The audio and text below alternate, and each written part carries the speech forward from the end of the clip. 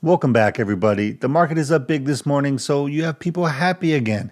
Not everybody, though, because, well, you know. But one company that people seem to keep arguing about is Google. And even for myself, technically, I hold Google still in my portfolio, but I trimmed it back in October, and I've been somewhat skeptical about how search is performing. But to be fair, I've also said it's one of the most attractive holdings in my portfolio based on value. And I have to say that since I trimmed it back in October, there have been a lot of interesting developments for Google, both good and bad. So in this video, we're going to break down the latest news on the company, talk through my thoughts on why I trimmed it back in October, and discuss where and why I'll consider adding back to my position because yes, I am considering it now, and I'm going to explain why. So let's go ahead and get started. The big news from last week that had everybody talking was Apple executive Eddie Q basically said that searches on Safari dipped for the first time in 22 years. And that's something that had basically never happened before. And that's why everybody was kind of panicking. And specifically, it was as he was testifying in the Google antitrust trial,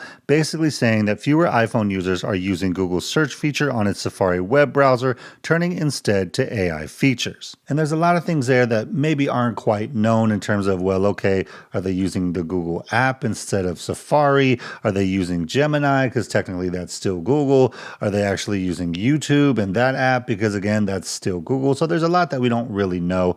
But in general, it's one of those things to say, look, this had never happened before on iPhone in their whole history, so clearly it's at least signifying some kind of shift in behavior, and we just don't know exactly what that is yet. But it was important enough to Google that they actually released a statement about it, which I thought was kind of rare. I mean, I don't think they normally do that. But their statement said, "We continue to see overall query growth in search, and that includes an increase in total queries coming from Apple's devices and platforms. More generally, as we enhance search with our new features, people are seeing that Google search is more useful for more of their queries, and they're accessing it for new things and in new ways, whether that's from browsers or the Google app, using their voice or Google Lens. We're excited to continue this innovation and look forward to sharing more at Google I/O." So overall, they're basically saying, look, we're getting more search volume than ever. That includes from Apple devices, from Apple services.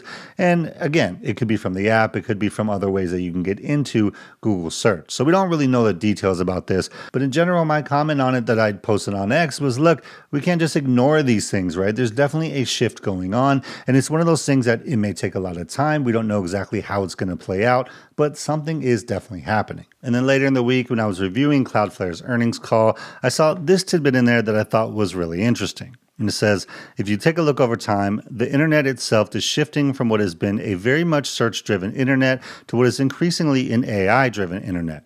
If you look at just traffic from Google, 10 years ago, for every 2 pages that Google crawled, it sent you 1 visitor. 6 months ago, that was up to 6 to 1. The crawl rate hadn't changed, but what's changed is now 75% of queries to Google answers on Google without sending you back to the original source. But even in those last 6 months, the rate has increased even further to where now it's up to 15 to 1. 15 crawls for every 1 visitor. And if you look at OpenAI, which is 250 to 1, or Anthropic, which is 6,000 to 1, there's putting a lot of pressure on the media companies that are there making money through either subscriptions or ads on their pages. And while specifically I think what he was talking about is why Cloudflare was getting more media companies, because they're trying to kind of deal with that issue in terms of how can you be profitable if you're not getting the visitors from SEO and all those things that they did in the past.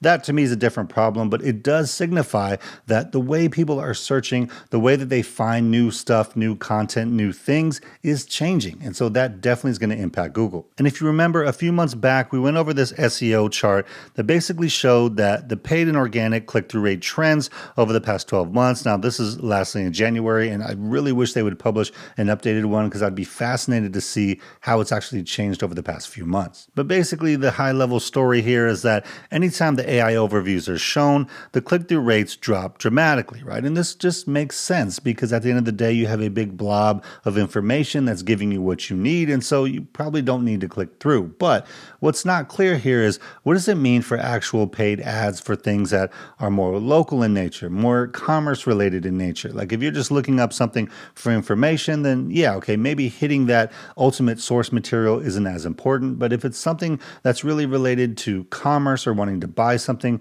then I would imagine it'd be more important. But in general, what you saw here is anywhere the AI overview was not shown, you still had some kind of growth trend in the click-through rates, but anywhere that it was shown, it was definite decline. And so the question there is, okay, well, if advertisers aren't quite getting the same click-through rate that they got before, is the value of Google's ad network the same to those advertisers compared to maybe Meta or some other competitor? And I know people like to say stuff about the All In podcast right now because of their politics and it's gotten real popular. But I will say they had a really great discussion about Google in their most recent one. I'll put the link down in the description. But they really talked about multiple sides of it. Like one of the things that Chamath talked about was Google having the courage and the taste to be able to kind of disrupt themselves. And that's very similar to the things that I said in terms of my concerns with them from like a leadership and employee culture standpoint. Like, can they do the hard things to compete in a new kind of arena like AI, where maybe in the past they were a little hesitant, a little bit more conservative, a little more wanting to be thoughtful about it, as opposed to really going after it and being a little bit more aggressive. And if we go back to October when I trimmed my Google position, that was really the reason. I mean, after Meta and Google's earnings at the time, Meta was just a stronger opportunity to me, so I shifted my allocation in my portfolio from Google over to Meta. And honestly, I mean, I have no regrets about that. That's worked out great so far. But the main thing with Google was I didn't think they had the leadership and employee culture to really get after it compared to their peers. Gemini at the time was almost unusable to me compared to the other models. And overall, I just didn't think their outlook was as strong as Amazon's or Meta's. So I kept a small position, but trimmed the rest and put that money into Meta. And since then, you can go online pretty much every day and you have one group of people that's like, oh, Google's totally dead and they're done. And you have the other group that's like, oh, it's a generational buying opportunity and whatever. You know, the truth is usually somewhere in the middle. And I think if you look at their most recent earnings, which we talked about last week or the week before, it was pretty much the same type of story. And my view was that it was a little bit of a mixed bag. I mean, they had really good growth in some areas like subscriptions, which was really great. But then if you looked at the revenue growth for search specifically, there's definitely a decline going on there. But one thing I see people repeat online that I think is a little bit misleading is they say, look, Google search is about 60% of their total revenues. And they say, well, it's only 60% of their revenues. There's a whole other 40% in their business, so it's not that big of a deal. But again, revenue is one part of it, but it's not the whole story, right? Because if you go down to operating income, you can see that Google Services, which is primarily search, is more than 100% of their total operating income, which means that, yeah, search may only be 60% of the revenue, but it's basically all of the profit, all of the operating income that they make. Yes, of course, YouTube is in there, subscriptions are in there and all that type of stuff, but the bulk of that money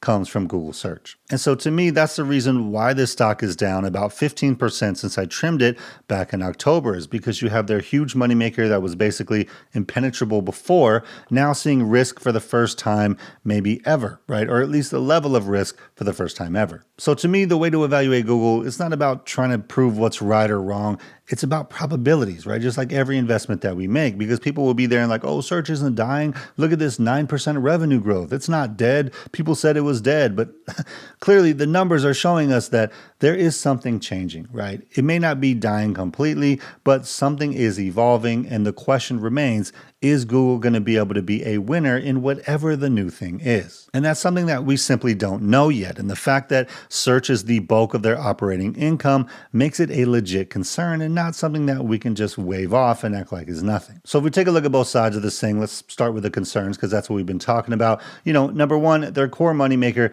definitely has some outlook questions for the first time, maybe forever. They have questions about their corporate culture, their ability to kind of get their hands dirty and compete with their peers. And then you have government scrutiny, which is annoying, at least to me, and doesn't help, especially when you have people calling for the breakup of a company in the name of the stock. Now, look, I would argue that most shareholders probably aren't qualified to run a trillion-dollar tech company, so I take articles like these with a grain of salt. I mean, I think they're kind of ridiculous to be like, oh, yes, let's maximize shareholder value by breaking up an amazing company that gets a lot of synergies and operational benefits from being together. But, you know, whatever. That's just my opinion. I think articles like this are stupid.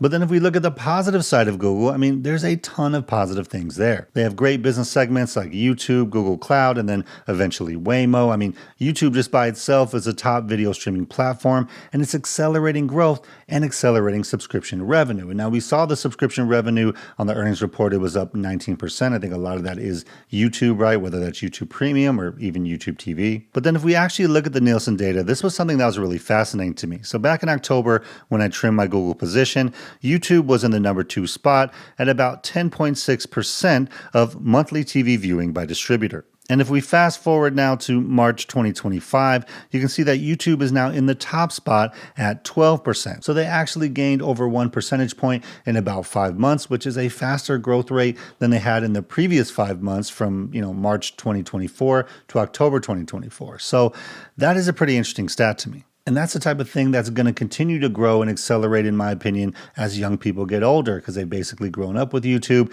and it's a lot of times their first place to go to get information. And then obviously with the other two, Google Cloud is the third biggest cloud platform, growing at nearly 30%. They're the market leader in autonomous vehicles with Waymo, even though it's not really profitable yet or a meaningful part of their revenue at all. And of course, it's Google, so you have huge distribution and global usage, whether it's Gmail, Android, Chrome, Workplace. I mean, they're just all over the place. Not to mention all the data from all those different applications and systems and tools.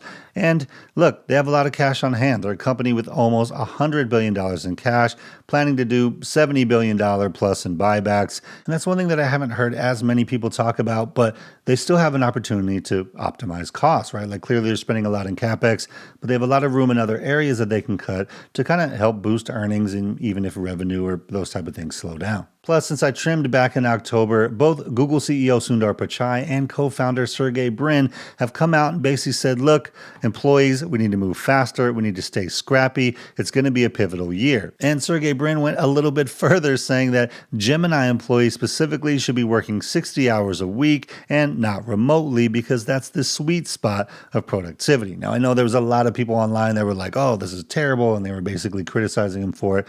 But I think the point he's making is, look, if you're working on Gemini, you're literally working on their most important thing for the future in terms of where they're going, right? Or one of the most important things, but it's definitely probably the top of the list. And so the idea is that if your company is in a dogfight and you're working on the most important thing to help them win, yeah, you probably should be all in. You probably should be working 60 hours a week in order to make sure the company succeeds. And while these type of comments are never going to be popular with most workers, with most people, in my opinion, they were the exact thing that I wanted to see from Google, right? This is the recognition that, look, we are in a dogfight. We are in a very competitive space, in a space that we don't maybe have the advantages that we had in the past, and we need to be ready to perform, to execute. So, to me, those were two of the most positive things that I've seen since I've trimmed that really kind of had me excited about. At least they recognize what the opportunity, what the issue is, and they're kind of putting it out there that we really need to get going. And so at the end of the day, when you look at this list, right, there's a lot of pros, there's a lot of cons. To me, it's really a question of, do you think that Google can execute well enough to be able to succeed in a non-traditional search type of world, right? It's a world that we don't really know what it's going to be yet. But to me, that's the big question. If you're a long-term investor in Google, you're not just doing this kind of in a short-term, kind of a price action way. That, to me, is the question you need to answer for yourself. Do you believe that they can execute at that level to be able to be a winner in the future? So when you look at these pros and cons, there's obviously a lot of really strong things for Google. I mean, look, they have assets and market positions that other companies would kill for. And so that's definitely working in their favor. And so it's really a question of if you think Google can execute well enough to evolve in a post-Google search world. Like if they can, then they're going to be wildly successful. And look, even if they can't, their business is strong enough that it will keep making money for a long time. The question is whether or not it's going to provide good enough returns versus the expectations. That's why these things aren't really easy to judge. But just to see what it says, let's take a look at Google's chart and see what the technicals are telling us. I've told you guys before, I'll use technicals to kind of gauge short to medium term price action, even though I still make my investment decisions based on fundamentals. And if we just take a look at this chart, I mean, this is the monthly chart for Google. If you ask me, well, let me look at the weekly first, and then I'll tell you what I think. So this is the weekly. So yeah, I mean, if we look at these charts without bias, right, it's not crazy to say that Google, based on the chart, is probably more likely to go down a little bit more than go up, at least just based on charting and probabilities and all that junk. Because basically on the monthly chart, it's still trading below the 20-month average. If you look at the MACD, it's basically trending down. So that looks like the start of a downtrend potentially, or the continuation of a downtrend that started, back in February. And if we just take a look at the weekly chart to kind of confirm, you can see it dropped below the 20-week average in February, and it's kind of stayed there. So until it kind of goes above this 20-week average line, I would say it's more likely than not that it kind of trends down, or at least, maybe trends flat for a little bit. But we'll just have to see what happens. These things are never, 100% right or wrong. And I know there's some people out there that'll be like, oh, it's technicals. It's all just like astronomy or whatever. But no, wait, astronomy? Astrology. Those are two different things. Astronomy is a science. Astrology is, not. So we'll be interesting to see how this trend kind of evolves. But if I was a betting man, I would say it's more likely to keep trending flat or down than it is to go up, at least past this 20-week moving average line. All right, so all that being said, what do I actually think about Google? People like to argue about what's right or wrong when it comes to pretty much any stock. And the reality, again, is this is about probabilities, right? So I take a look at these and I'm like, all right, what's the probability that this is a long-term winner? What's the probability that based on the current valuation, I can get decent returns? All those things are a factor. And I think it's a little dangerous to say, hey, look, it bounced up from 140 and now it's, 160 or 157 and we're claiming victory that, oh, we, bought the dip and everything's great. I think it's a little premature for that as well. I've said it many times, this is a long game, right? Like what looks right today could look totally wrong in 2 months or vice versa. And that's just a reality that we deal with in markets. And so it's important to understand why we bought something, what our thesis is, why we feel confident in it.